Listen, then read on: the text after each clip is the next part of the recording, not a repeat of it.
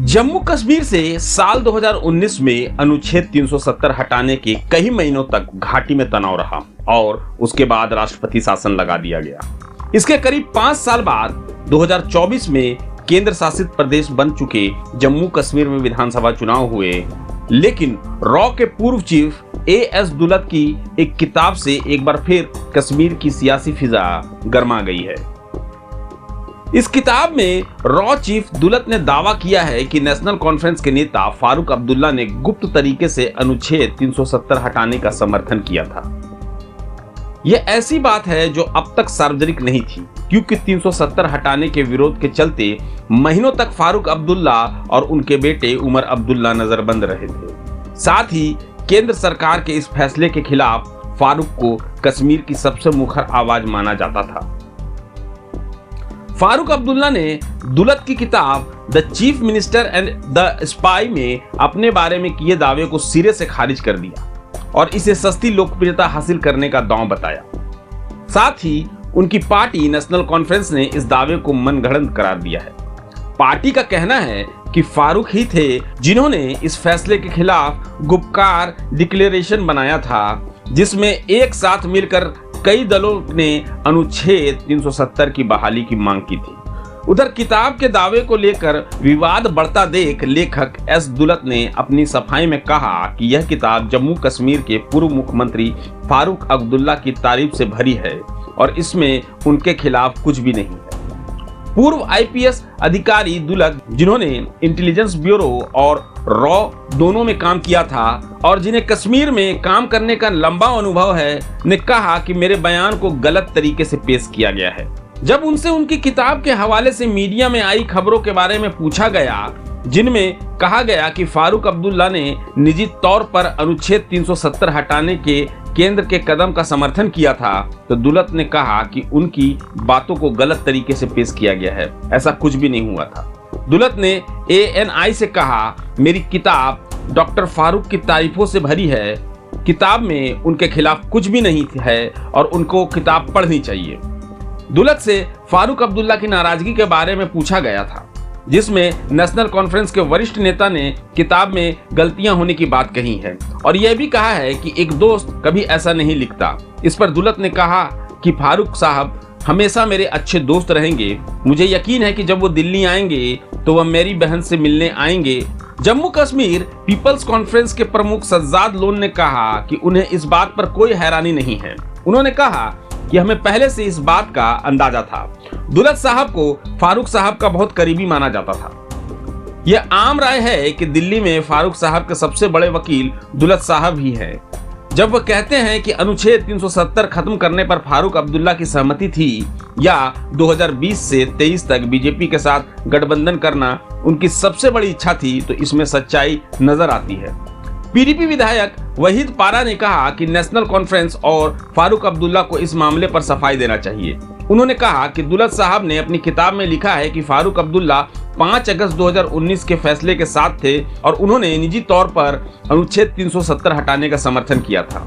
हम सब चाहते हैं कि नेशनल कॉन्फ्रेंस और फारूक साहब इस पर सफाई दें। वहीद पारा ने कहा कि हमारा बीजेपी के साथ गठबंधन था, लेकिन नेशनल कॉन्फ्रेंस ने बीजेपी के साथ सौदा किया था। जम्मू कश्मीर में जो कुछ भी हो रहा है वह एक पैटर्न का हिस्सा है।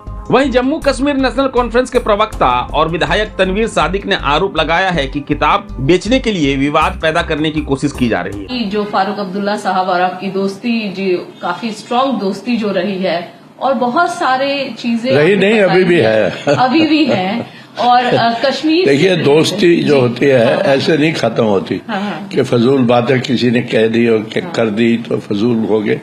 ये मैं आपको ये भी कह देता हूँ कि ये स्टोरी या ये किताब 370 के बारे में नहीं है, ये फारूक अब्दुल्ला के बारे में है। It's an appreciation of doctor Farooq Abdullah, the great man. ये फजूल ने एक फिक्रा कहीं से ले लिया और कह दिया मे बी, वो उन्होंने कहा मे बी, हाँ शायद कहा मैं भी।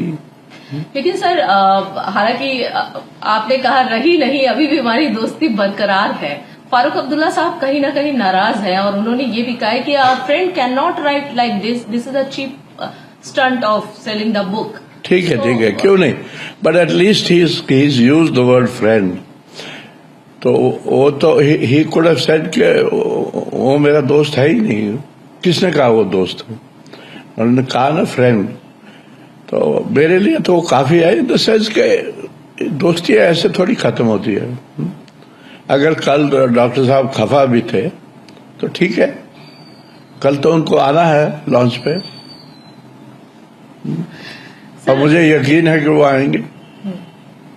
आपको यकीन है कि आपकी बुक के लॉन्च में वो आएंगे? पक्का यकीन है sir, this is the biggest statement you are giving. Statement क्या है? जो दिल कहता है मैं कह रहा हूँ, झूठ थोड़ी बोलना है। वो बुक अगर वो नहीं आए तो उनकी मर्जी है, वो बड़ा इंसान है, मैं तो समझता हूँ आएगा। तो आप इनवाइट कर रहे हैं यहाँ? नहीं, इनवाइट क्या, इनवाइट तो हो चुका है। अच्छा, उनको मालूम है कि उनको आना है। मेरी बात भी हुई है कोई 10-15 दिन पहले, तो उन्होंने कहा था मैं आऊंगा 18। सर, 10-15 दिन के माहौल में और अभी स्थिति जो है थोड़ी सी अलग लग रही है, ट्विस्ट लग रही है, और थोड़ा सा क्लैरिफिकेशन चाहती हूँ क्योंकि सभी नहीं, वो ट्विस्ट इसलिए लग रही है कि किसी ने कोई एक फिक्रा निकाल के उसको टर्न ट्विस्ट करके खराब कर दिया है। मैं एक बार ये पैराग्राफ पढ़ना चाहूंगी। हाँ, पढ़ लीजिए, पढ़ लीजिए। से सारी कंट्रोवर्सी हाँ, पढ़ लीजिए। उस पैराग्राफ में कुछ नहीं है। मैंने 20 बार पढ़ा, आप पढ़ दीजिए। सर, इसमें जो लिखा है कि Farooq was terribly hurt just as the BJP has never hidden its intention towards Kashmir and as far as the article 370 was concern, so too had Farooq been extremely open about his willingness to work with Delhi. Maybe he said the national conference could even had the proposal passed in the assembly, we would have helped. He told me when I met him in 2020, why were we not taken into confidence? तो ये बात तो उन्होंने कही कि हमें confidence में लिया नहीं गया। बिल्कुल आगे बढ़ सकते वो थे। बहुत मैं कहूँगा उस टाइम डॉक्टर साहब का दिल टूटा हुआ था कि हमारे साथ ये हुआ है जो हम हिंदुस्तान के साथ रहे हैं हमेशा। मेरा बाप हिंदुस्तान के साथ था, मैं हिंदुस्तान के साथ हूँ, मेरे बच्चे हिंदुस्तान के साथ हैं। अब मेरे ग्रैंड चिल्ड्रन पूछ रहे हैं कि यही हिंदुस्तान है क्या? इसी के साथ आपने कहा कि हमें चलना है। तो बात यूं हुई थी और उन्होंने, ये तो बड़ी नोन बात है कि डॉक्टर साहब 20 बार कह चुके हैं कि मैं तो हमेशा दिल्ली के साथ हूं, और वो दिल्ली के साथ रहे हैं हमेशा। लेकिन दिल्ली नहीं समझ पाई है डॉक्टर साहब को। गलती डॉक्टर साहब की नहीं है, गलती दिल्ली की है जो डॉक्टर साहब को समझ ही नहीं पाए। और ये फजूल की बातें हैं। किताब पूरी पढ़नी चाहिए, और अगर मेरी बात नहीं समझ आती लोगों को तो इसमें एक फॉरवर्ड भी है किताब में, जो हमारे बड़े गुरु नारायणन साहब ने लिखा है। उसको पढ़ लीजिए, देख लीजिए क्या कहते हैं नारायणन साहब किताब के बारे में। बिल्कुल सर, वो डेफिनेटली वो आगे का प्रोसीजर है, पढ़ेंगे लोग, जानेंगे। लेकिन फिलहाल जो कंट्रोवर्सी इसमें आ रहा है कि 370 को वो कहीं ना कहीं बैक करने वाले थे, वो 370 जिसको लेकर बहुत ज्यादा देखिए यहाँ तो दो मुद्दे हैं, दो सवाल हैं। एक ये है कि आपको मालूम है 5 अगस्त से पहले एब्रोगेशन जब अनाउंस हुआ है उससे 2 दिन पहले डॉक्टर साहब, उमर अब्दुल्ला और जो उनका एमपी था जस्टिस मसूदी, ये पीएम से मिले थे। आपको मालूम है ना वहां क्या बातें हुई? मुझे नहीं मालूम। मैंने डॉक्टर साहब से पूछा, मैंने उमर साहब से भी पूछा, उन्होंने कहा हमें कुछ नहीं बताया गया। मैं अब आपको बता रहा हूं कि कुछ नहीं बताया गया। That is one part of the story. The second part is जो आप कह रही हैं वो ठीक है। डॉक्टर साहब ने मुझे कहा कि यार हमें अगर ये करना ही था तो हमें कॉन्फिडेंस में लेते, हमें बंद करने की क्या जरूरत थी? और शायद अगर जरूरत होती तो इसको हम असेंबली में भी पास करवा देते। लेकिन हमें तो किसी ने बताया ही नहीं, हमें तो बंद कर दिया है। He has never supported the abrogation। किसी ने भी कश्मीर में एब्रोगेशन को सपोर्ट नहीं किया है। ये तो कोर्ट गया है मामला, सुप्रीम कोर्ट गया था मामला, और उसमें नेशनल कॉन्फ्रेंस सबसे आगे थी। लेकिन सर, आप कह रहे हैं कि उन्होंने मुझे बताया कि जब हमारी मुलाकात हुई हमें कुछ नहीं बताया गया। 3 अगस्त 2019 की। यस। और अगर हमें बताते तो हम उसका कोई फर्दर रास्ता बताते। हाँ, मतलब इतनी फौज यहाँ लाने की क्या जरूरत थी, इतना कुछ बंद करने की क्या जरूरत थी? आपने तो कश्मीरी बंद कर दिया, सारे लीडर तो बंद कर दिए थे। वो रास्ता क्या उसके सपोर्ट में होता या सपोर्ट में नहीं होता? विरोधी था 370 एबोलिशन के। देखिए, ऐसा होता है कि सपोर्ट में तो 370 के एब्रोगेशन के सपोर्ट में कभी हो ही नहीं सकता, लेकिन जो तरीका इस्तेमाल किया गया उसमें शायद नेशनल कॉन्फ्रेंस या कोई भी कश्मीरी लीडर कहता है कि इसके और भी तरीके हैं। यहां हथौड़ा मारने की क्या जरूरत है? एंड डोंट फॉरगेट, ये जो छोटा सा जो है फिक्रा इसमें, it was at a time when doctor Farooq was heart broken. और ये सारी आप किताब पढ़ लीजिए। It is an appreciation of Farooq Abdullah, not a critic of Farooq Abdullah. मैं कभी किताब लिखता ही नहीं डॉक्टर साहब के खिलाफ। आपने कहा हमारी दोस्ती, पता नहीं क्या दोस्ती है। दोस्ती तो है, मैं तो आज भी दोस्त मानता हूं उनको। अगर वो खफा है तो खफा है, दोस्ती में लोग खफा भी हो जाते हैं, फिर क्या? तो एक दरार तो पड़ गई ना इस दोस्ती में सर। आप कोई दरार नहीं। बुक के एक पैराग्राफ को लेकर जो जिस तरीके से तमाम चीजें हो कोई आपको नहीं लगता एक दरार, एक लाइन खिंच गई है इस दोस्ती? मेरे से क्यों पूछ रहे हैं? मैं तो कह रहा हूं कोई दरार नहीं। कोई दरार नहीं, बिल्कुल कोई दरार नहीं। आप देखेंगे कल आएंगे डॉक्टर साहब लॉन्च पे, बुक के लॉन्च में। बिल्कुल। और अगर दरार पड़ गई है तो डॉक्टर साहब से पूछ लीजिए कि भाई खत्म हो गया आपका रिश्ता। रिश्ते ऐसे खत्म हो जाते हैं। लेकिन डॉक्टर साहब तो काफी नाराज हैं, उनके स्टेटमेंट से सीधा। भाई मैं भी नाराज हो सकता हूँ, मैं तो नाराज नहीं, मैं तो नाराज नहीं हूँ। वो जो बातें हुई हैं उससे थोड़ा सा इंसान सोचता है कि इसकी क्या जरूरत थी। इतनी छोटी सी बात को इतना बड़ा बनाया और फजूल बातें करी लोगों ने कि ये है वो है, मैंने स्टंट किया है।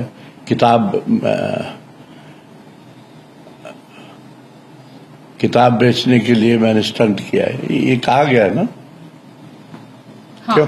हाँ, this is a cheap stunt. Yes. So if somebody thinks it's a cheap stunt तो ठीक है, उसमें भी मुझे कोई इतराज नहीं। जो भी कोई कुछ कह रहा है ना, मुझे कोई इतराज नहीं। मुझे सिर्फ एक ही चीज पे इतराज है कि लोग किताब नहीं पढ़ रहे हैं, ना किताब पढ़ रहे हैं ना उसका फॉरवर्ड पढ़ रहे हैं। आप पढ़ लीजिए प्लीज, जरूर सर। आप पढ़ लीजिए और फिर इंटरव्यू करेंगे और आप फिर मुझसे बताइए या कहिए कि कैसी है किताब। आपने फारूक साहब को नेशनलिस्ट कहा, दिल्ली के काफी करीब थे वो, इस बात का भी आपने जिक्र किया है किताब में। Can you please explain sir? भाई उससे बड़ा ना तो कोई लीडर है कश्मीर में, हाँ? उसके हाफ साइज का भी कोई लीडर नहीं है। उससे बड़ा नेशनलिस्ट भी कोई नहीं है। और क्या सवाल है आपका? एक सवाल ये भी है सर कि उनको कई बार धोखा हुआ, कई बार धोखा दिया गया, ये भी आपने मेंशन किया। उनको बहुत झटका लगा क्योंकि इंदिरा गांधी चाहती थी कि शेख साहब के बाद डॉक्टर साहब ही मुख्यमंत्री बने, तो वो काफी उससे आहत थे। उसके बाद उसके बाद चीजें उनको धीरे धीरे समझ में आई। That's right. क्या था सर ये जरा? No, it was a betrayal और क्या था? इंदिरा गांधी हटाना चाहती थी डॉक्टर साहब को और गवर्नर साहब नहीं मान रहे, तो फिर गवर्नर को पहले हटाना पड़ा। ये तो कहानी सब जानते हैं। फिर नया गवर्नर लाए और जी। और बताए। एक और आपने मेंशन किया अपने बुक में कि अटल बिहारी वाजपेयी जो है फारूक अब्दुल्ला को हटाकर उमर को मुख्यमंत्री बनाना चाहते थे। हाँ, ये तो वेल नोन स्टोरी है। क्या इस पर थोड़ा सा अगर आप अधिक जानकारी दे पाए? क्या नहीं, डॉक्टर साहब नहीं चाहता था कि इतनी जल्दी उमर चीफ मिनिस्टर बने या उसको बनाया जाए, पहले उनके साथ काम करे, सीखे, और फिर तो हमारा बेटा है, उसको तो बनना है चीफ मिनिस्टर। लेकिन दिल्ली जल्दी में थी, वो चाहती थी कि डॉक्टर साहब को दिल्ली लाया जाए, और डॉक्टर साहब को कहा गया था कि आपको वाइस प्रेसिडेंट बनाएंगे और वहां उमर को बनने दीजिए चीफ मिनिस्टर। लेकिन उमर साहब इलेक्शन हार गए। इस बार भी डॉक्टर उमर साहब इलेक्शन हार गए पार्लियामेंट का, नहीं तो डॉक्टर साहब ही चीफ मिनिस्टर बनते। फिलहाल जो आपको समझ आई बात? जी बिल्कुल समझ आई। फिलहाल जो परिस्थितियां हैं, उमर अब्दुल्ला अगर बात करें तो दिल्ली के करीब नजर आ रहे हैं। आपको लगता है कि एक स्ट्रांग बॉन्डिंग बन रही है एनडीए के साथ और कांग्रेस के साथ कहीं ना कहीं ये बॉन्डिंग थोड़ा सा डल होता जा रहा है, ऐसा कुछ है आपको लग रहा है? ये तो पॉलिटिक्स है, इस पे मैं कमेंट नहीं करूंगा, सिवाय इसके कि आप अगेन मैं कह रहा हूं किताब पढ़ लीजिए। डॉक्टर साहब ने बड़ा क्लियरली कहा है कि हम तो कांग्रेस के साथ ही रहे हैं, हम तो कांग्रेस के साथ ही हैं, और बार बार ये भी कहा है कि इंडिया अलायंस खत्म नहीं हुई है, उसको कांग्रेस ही आगे चलाएगी। कहा है कि नहीं कहा? जी बिल्कुल। बोलो फिर मेरे से क्यों कहलवा रहे? सर, आपको पॉलिटिक्स के बारे में बहुत स्ट्रांग एक जानकारी, खासकर कश्मीर की अगर बात करें तो आप फारूक अब्दुल्ला साहब के आपने कहा ना, देखिए आपने कहा एक कंट्रोवर्सी होगी, कश्मीर है ही कंट्रोवर्सी। अगर कंट्रोवर्सी ना होती कश्मीर, अगर लोग कश्मीर को समझ जाते और इस किताब को समझ जाते तो फिर कश्मीर में कोई प्रॉब्लम नहीं होती। लेकिन हम कश्मीर को समझ ही नहीं पाए और इस किताब को भी अभी जल्दी में लोग बकवास कर रहे हैं। कुछ नहीं है इसमें सिवाय प्रेज फॉर डॉक्टर फारूक। एक बहुत बड़ा स्टेटमेंट है सर ये कि हम कश्मीर को समझ ही नहीं पाए। नहीं समझ पाए, क्या वो आज भी नहीं सब, आज भी नहीं कमियां रह गई समझने के लिए? देखिए मैं आपको बताता हूँ, एक मिसाल देता हूँ। उमर साहब चीफ मिनिस्टर बने अक्टूबर में, मैं था वहां स्वेरिंग इन में। जब मैं नीचे आया दिल्ली, मैंने एक आर्टिकल लिखा था एशियन एज में, मैंने कहा था अब बहुत अच्छा हो गया, उमर साहब चीफ मिनिस्टर बन गए, इससे अच्छा कश्मीर के लिए कुछ नहीं हो सकता था सिवाय के डॉक्टर साहब चीफ मिनिस्टर बनते, बट अब वो नहीं होना था। डॉक्टर साहब पीछे हट गए थे। मैंने ये कहा था कि अगर स्टेटहुड रिस्टोर हो जाए तो दिल्ली की क्रेडिबिलिटी के लिए भी और उमर साहब की क्रेडिबिलिटी के लिए भी उससे अच्छा कुछ नहीं है। लेकिन नहीं हुआ और नहीं हो रहा है। उमर साहब ने फिर कल परसों बयान दिया, ये कहा कि उनकी फिर बात हुई है होम मिनिस्टर से और अब जल्दी ही हो जाएगा। हम भी कहते हैं अगर जल्दी हो जाए तो बहुत अच्छा है, मुझे लगता नहीं कि जल्दी हो जाएगा। I hope I am wrong. पहले की कश्मीर को जब आप देखते हैं और आज की कश्मीर को, हाँ, मैंने तो कहा है कितना बदलाव दिखता है सर? कुछ चेंजेस, पॉजिटिव चेंजेस आपको नजर आते हैं? बिल्कुल नजर आते हैं। ये जो नेशनल कॉन्फ्रेंस की सरकार बनी है, इससे ज्यादा पॉजिटिव चीज कोई नहीं हो सकती थी, और बनी है with a thumping majority of mandate, और उमर साहब चीफ मिनिस्टर बने, इससे अच्छा क्या हो सकता है? तो आपको लगता है नेशनल कॉन्फ्रेंस पार्टी जो है एक पार्टी है जो कि कश्मीर को आगे ले जा सकती है? वही पार्टी है और पार्टी नहीं है कोई भी। लोग कहते हैं कि फैमिली राज, ये वो, यही फैमिली है, यही फैमिली चलाएगी कश्मीर को। What about PDP and other party? नहीं, उनका रोल है अपना अपना। महबूबा जी का रोल है, उनकी बेटी का रोल है, बन रहा है। सजाद का बहुत बड़ा रोल है, वो पॉलिटिक्स में है, एमएलए भी है, और अगर मैं आपको बताऊं तो मेरा दोस्त भी है। लेकिन आपके दोस्त जितने भी हैं, सारे आपके दोस्त एक के बाद एक आप पर लगातार अब प्रश्न, क्योंकि उनका ये मानना है कि आप और फारूक अब्दुल्ला साहब बहुत अच्छे दोस्त हैं, तो आप दोनों अब मैं आपको रोकूंगा।